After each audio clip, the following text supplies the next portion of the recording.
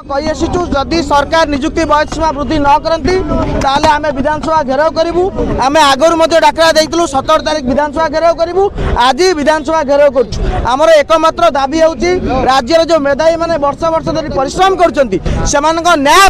से अधिकार तुम्हें निजुक्ति बयस सीमा को तुरंत वृद्धि कर। कारण कोविड रे 3 वर्ष पिला माने केवल पढ़ले चाकरी पाइले ना निजुक्ति सुजोग सृष्टि है ना सारा भारत वर्ष में सरकार गोटे दिगरे चलता बेले ओडिशा जो डबल इंजन सरकार ये विपरीत दिगरे चलुची।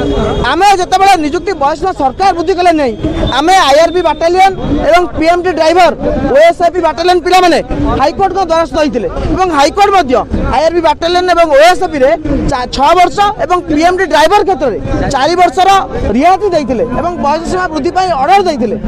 कि सरकार दुर्भाग्यर कथा सरकार एडवोकेट जनरल पीताम्बर आचार्य जी युवक स्वार्थर कथा कहते निर्वाचन समय से आज एजी है डबल बेंच अपील कर मार सुभद्रा टंका को कोर्ट में खर्च कर न्याय देला सरकार पुनर्बार पिला नाली कोठा देखा आम चेतावनी दौचु